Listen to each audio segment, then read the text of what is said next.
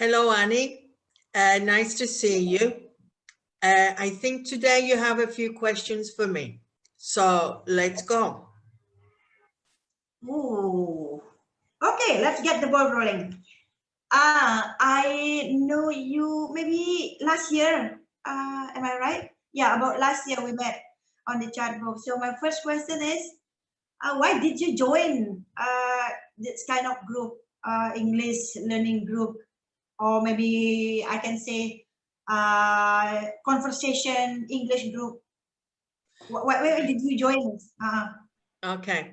So when we met, we were in pandemic and I was in lockdown. So that meant that I couldn't leave my house other than to go shopping or to the chemist. I couldn't even go to work. So by chance, I met somebody from the English speaking group and I thought, well, why not? I will see what happened. So I joined it and it was like my second family because I could enjoy adult conversation and also I practiced my English, so I didn't forget it. So this is, I think, the main reason why I joined then. Okay. Thank you. So yeah, and then we be friends afterward after we first met. But then I know now you run for YouTube channel. So what your purpose running on your YouTube channel? So what you addressing for about your channel? Yeah. Yes, you're right. A couple of months ago, I started a YouTube channel. It's very similar to what I used to do before, but now I can choose the content and it's like a goal for me to do something every week. I didn't have a goal in life at the moment, so I thought I would give it a go and see how it went. And also my motivation is I hope people will watch it, listen to the videos, enjoy them, and learn some English. Okay. Did you get something from your YouTube? Maybe after you post, you run for your YouTube channel, and then what did you get from that? Let me think. I think I get the buzz from seeing people joining the channel, and I hope more people will come. And when people watch the videos, I feel happy when people watch them. I feel useful maybe, and it's a challenge. It's a challenge to see if I can motivate people to join the channel, to watch the videos and better their English.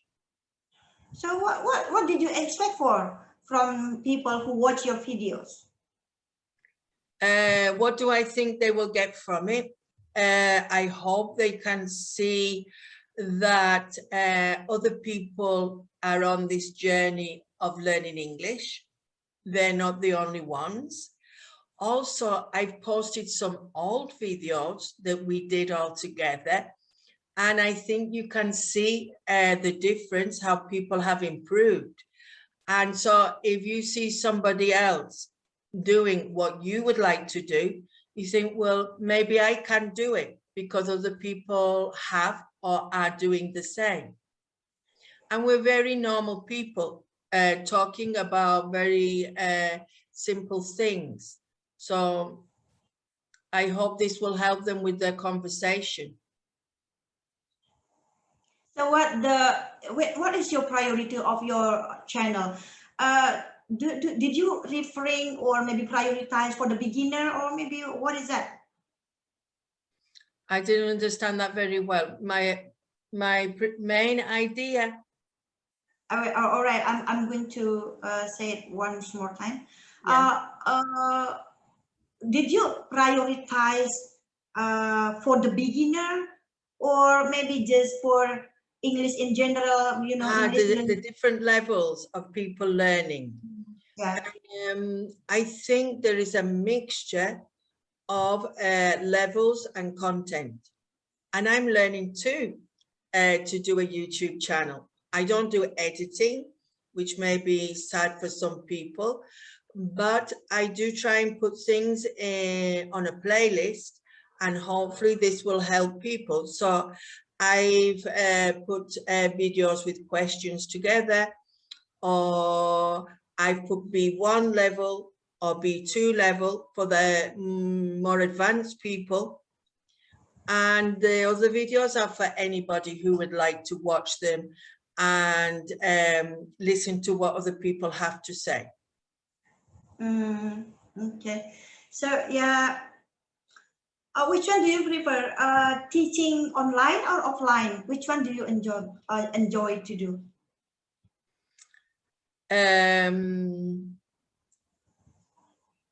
I enjoy doing Zoom meetings because I can't meet people now. I get a buzz from talking to other people. Yesterday I had a conversation with 3 ladies, 3 girls, and I really enjoyed it. I had a relaxing time, and it breaks up my day. So my question was, which one do you prefer when you're teaching? Did you enjoy online teaching or offline one? Right. Do I prefer presential classes? The normal classes, I prefer those, because my age groups in real life is between the ages of 6 and 16.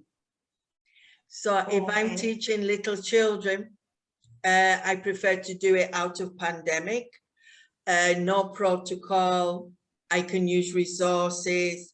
I can see their faces. I miss their faces a lot. I don't know what people look like behind their masks. Sometimes the children pull the mask down a little bit, and I see their face and I think, wow, that's what you look like, because we're not allowed to see each other. So if I have to choose, I prefer presential classes. Also, I'm allowed to use resources, which I'm not allowed to do now. And I like to get the feedback from people's facial expressions.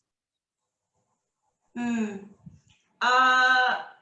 you deal on a group of conversation on Facebook, so of course you met many variety, or maybe large space of their ages. So anyway, when you teaching, which one is more challenging, teaching kids or adult? Teenagers. Teenagers. Why was it? I'm talking about my academy. I find teenagers quite challenging because sometimes they've lost the motivation to continue. So when they're little children with me, they can play games, they can do silly things. And then teenagers, they're just starting to be adults. And so they have to do more serious work. And also the mentality, some teenagers are lost. They're trying to find their new identity. So I have 2 teenage classes this year, and I'm very happy with them, and I really enjoy them. But sometimes teenagers come to class because parents force them to come, and this is the worst kind of student. It doesn't matter what age they are. If they don't like English and they're forced to come, it's so difficult, nearly impossible to teach them anything. Yeah, so it sounds like tends to psychological issue, isn't it? So how did you overcome when you get this trouble or maybe obstacle? How to keep them stay motivated? Right. If I have this problem, I normally talk to them after class when there's nobody there, and I try to connect to them. I ask them, what do they think about my classes? Why don't they take part? And if they say, well, I don't like it. And I said, well, we have to do it. So, and I try and find out something about them. I ask them questions about their family, about their hobbies. And then if I realize something about that person, maybe I will go deeper into what they have told me to make a connection. For example, my students have found out that 2 months ago, I have started swimming classes. So one of my teenage classes, 3 times a week, asked me about my swimming classes because they know I don't like my swimming classes a lot. And they go, Miss, how is your swimming classes going today? Did you swallow all of the swimming pool? How much water did you drink today? So if you can try and make a connection with them, and also let them know a little bit about you. They like to know a little bit about you. So if they give me something, I normally give them something of me as well. So yeah, so maybe that's mean you make some like personal attachment, so face to face, like to get to know their personality and the background behind that the issue. So anyway, Just a thing I just thought now is that if a child is a problem in the class, there is normally a reason behind this. Either the parents are separated, or they don't feel very secure in the class, their knowledge is very weak. There is always some reason behind their bad behavior. So this is why you have to understand who your students are. Yes, that's true. So when you deal with teenagers, so what the common issue that they have? What do they like talking about? Oh, they drive me crazy. Video games. And they know that Miss knows nothing about video games. So they can laugh at me because I know nothing about this. Also, when I'm using the computer, they tell me of a better way of pushing the buttons or doing something. It's difficult now because their life is so uncertain and they can't mix as much. So mobile phones, music, video games, they're not interested in clothes. I asked them the other day. They just like wearing the same tracksuit, comfortable, casual clothes.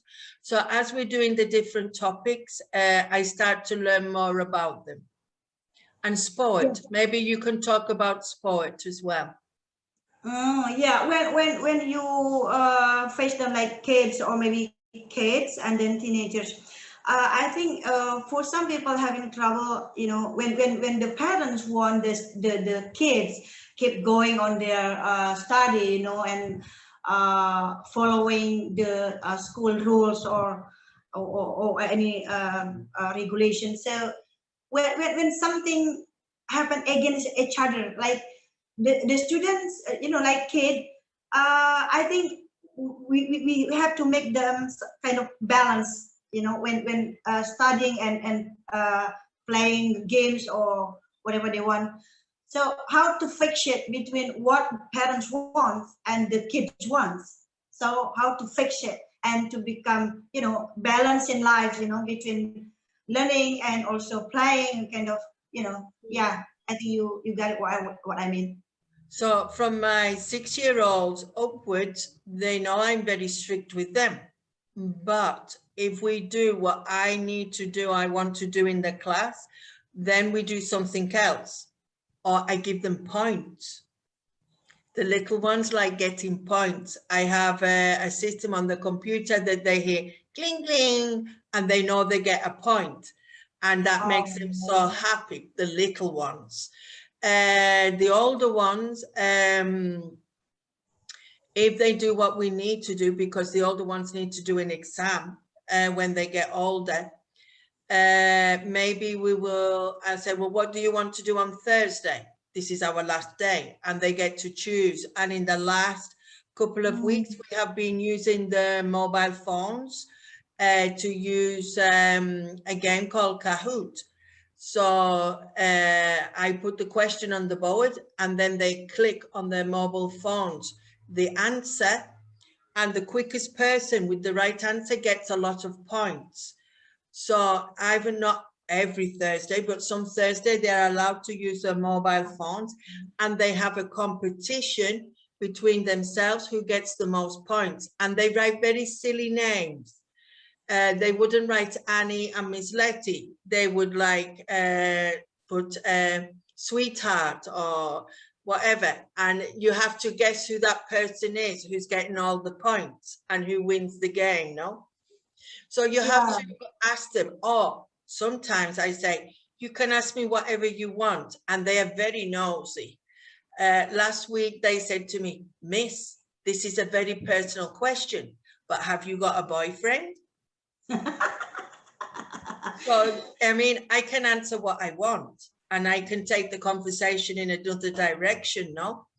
But just the idea of being able to ask me that question get me some points. Yeah, that's when you give them some slack, right? And then, so what? How you deal with in the other hand, like you deal with the kids. So how deal with the parents then? I don't. I don't like the parents. I hope they can't hear me. I get my receptionist or my administration to deal with the parents directly. Because my way of speaking is very British, and so I'm too direct, and I would hurt their feelings. So normally I'm not allowed to speak to the parents. Okay. Yeah. So my last question. This is the last one. Along the way you deal on English environment, it could be online, offline, on chatbook or Facebook or anywhere generally. Have you ever had kind of unforgettable experience? I think over the years, I think you mean over the years, I've met some very interesting people. I love to find out about other cultures, the way other people live. I'm fascinated. And also I've been very lucky that I have made a few very good friends from 10 years ago or whenever. So I'm a people's person. I could be shy in real life, but I like connecting. I think I like connecting with people and exchanging ideas and experiences. I like sharing, I think. Yes. To stay in touch. So yeah, it's nice to build friendship also through online. Yeah, so thank you so much for your answer. I think it's done. I don't have any question anymore.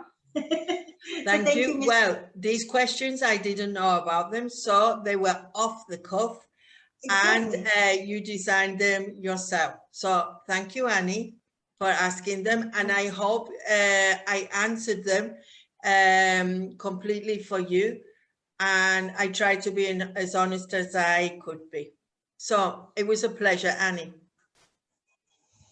Okay, thank you.